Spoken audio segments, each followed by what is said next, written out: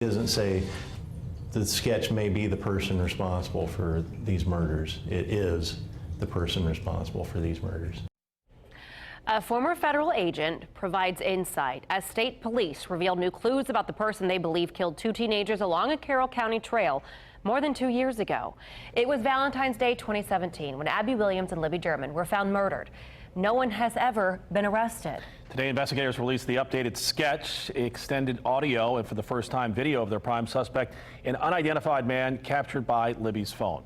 We've seen the pictures before, but today we saw the man in them walk around the former railroad bridge. Police want people to look at the snippet of the video and look for mannerisms they recognize. The new sketch is based on this video, and according to state police, the man could be in the sketch could be anywhere between 18 and 40 years old. Shortly after the girls were murdered, police released audio of the man saying "down the hill." Today, they released what appears to be a longer version of that original clip. Take a listen right here. We've looped it 3 times, and according to police, the man is saying, "Guys, down the hill." Guys. Down the hill. Guys. Down the hill. Guys. Down the hill. All right, during today's news conference, Indiana State Police Superintendent Doug Carter addressed the killer directly. We believe you are hiding in plain sight. For more than 2 years, you never thought we would shift gears to a different investigative strategy, but we have. Carter went on to say they have likely interviewed the person or someone close to him. Police believe the man either lives in Delphi or visits that area regularly. Police are also looking for a car and the owner of the car that was parked at an abandoned welfare building the day of the murder. Police did not provide a description of that vehicle. Joining us now is News 8's Eric Feldman. This is very complicated, another new layer to this long-time investigation. You talked with a retired FBI agent about what the press conference was about today, really. Yeah, and he's not involved with the case, but he was with the Bureau for a very long time, and I asked him what he thinks some of the important takeaways were from today. Guys. Down the hill. It's quick, but listen again. Guys. Down the hill. Look now, a man walking. It's the newest information Indiana State Police are releasing to find the killer of 13-year-old Abby Williams and 14-year-old Libby German.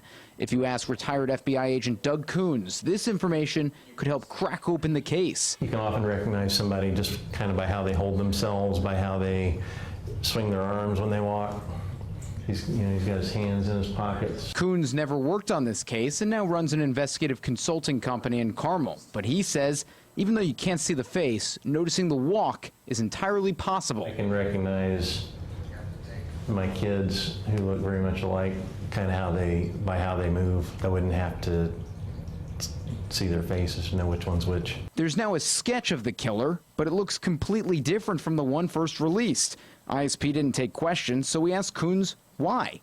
Coons says it could be the lighting or the angle. After you hear what we're going to release today. We showed Coons the press conference from earlier Monday. He says State Police Superintendent Doug Carter's words are key when talking about their confidence in this new sketch. The sketch, which you will see shortly, is the person responsible for the murders. There's no ambiguity here.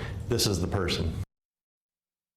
All right, so Coons says you can expect a flood of new tips here to come in with this case, and that police must believe something new that they've released is substantial, because otherwise they wouldn't have had the press conference today. I did ask Coons why it took so long, or it could take so long, to have the audio and video from Libby German's phone to be released when we had a picture and other audio, as you were talking about, over a year ago.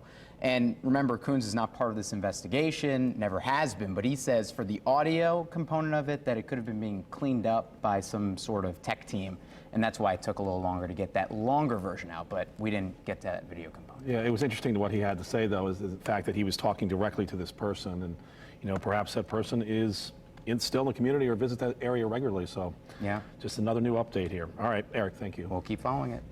So let's go back to the beginning of this case. The girls were reported missing on February 13th, 2017. They'd been dropped off to hike near the Monon High Bridge Trail, but never made it back to the pickup point. Their bodies were found the next day. On February 15th, investigators released a photo of a man reportedly seen on the trail around the time the girls disappeared. A few days later, on February 22nd, police revealed Libby recorded audio and video of the suspect on her cell phone and released a small clip, which appears to be the man saying, "down the hill." Now, that's the portion of the longer version released today. Months would pass with investigators offering various updates, but it wasn't until July 17th, 2017, when investigators released the first sketch of the suspect. This sketch differs from the one released today by a large stretch. Our coverage of this story continues online. There you can find the new sketch, the audio clip, and video from police. You can also catch up on all of our previous stories on the case. If you'd like to submit a tip, we have that information as well there. And of course, we'll bring you any updates on this investigation at wishtv.com.